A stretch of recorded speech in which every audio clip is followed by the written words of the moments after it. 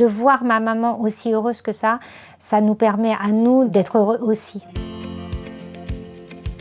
Bonjour à toutes et à tous et bienvenue dans ce nouveau numéro du Monde des Seniors, le format où l'on passe à la loupe tous les sujets qui concernent les grands-parents d'aujourd'hui. On va s'intéresser à un sujet aussi important que délicat, les fragilités physiques ou cognitives comme la maladie d'Alzheimer. Alors quels soins, approches, soutiens peuvent être mis en place pour préserver au maximum la qualité de vie?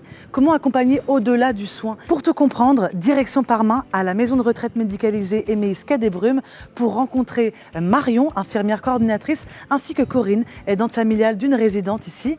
Elles vont nous raconter leur expérience. Suivez-moi. Ma maman a actuellement 93 ans.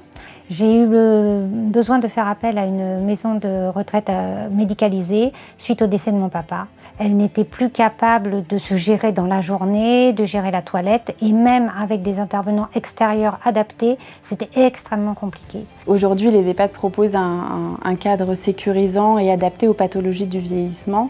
On continue à favoriser un lien social qui est fondamental pour l'être humain. Il a été très compliqué pour moi de la laisser. Quand je repartais, souvent je pleurais parce que c'était compliqué de la laisser dans un lieu qui était quand même inconnu. Et le fait de pouvoir discuter avec les équipes, tout le personnel m'a mis en confiance très rapidement. La place de l'écoute et de l'échange avec la famille, elle est primordiale.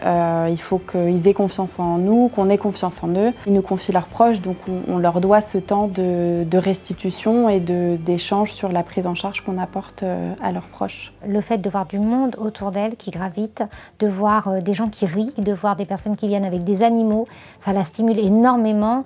Et on voit qu'elle sourit, qu'elle est extrêmement contente de ses activités. On propose aujourd'hui plusieurs approches non médicamenteuses à nos résidents, notamment l'équithérapie, qui est organisée par la psychomotricienne dans un centre équestre de la ville. On propose aussi plusieurs ateliers thérapeutiques proposés par les thérapeutes de la résidence, donc notamment la psychologue, les kinés. On a une salle aussi de balnéothérapie. Toutes les approches non médicamenteuses sont réfléchies en équipe pluridisciplinaire avec un vrai intérêt et un vrai enjeu pour le résident. Dans l'unité de soins adaptés, on ne laisse jamais les résidents seuls. Il y a toujours une vie autour d'eux, ce qui est très très important pour eux.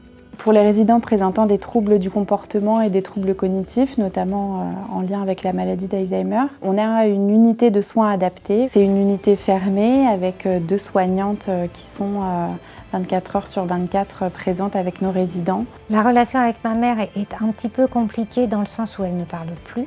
Mais par contre, il y a un échange au niveau du regard, au niveau des caresses, au niveau des bisous qui sont très très importants. Je n'ai plus ce rôle d'aidante, j'ai plutôt un rôle de fille par rapport à ma mère. Et ça permet d'avoir des vraies relations mère-fille et de garder que le meilleur. Vous l'aurez compris, face aux fragilités, il existe un accompagnement attentif, respectueux et profondément humain. Alors si vous êtes vous-même concerné ou si un proche traverse cette épreuve, sachez que des solutions existent pour avancer ensemble. Merci de nous avoir suivis et à très bientôt dans le Monde des Seniors pour aborder un nouveau sujet qui vous concerne, vous, les grands-parents d'aujourd'hui.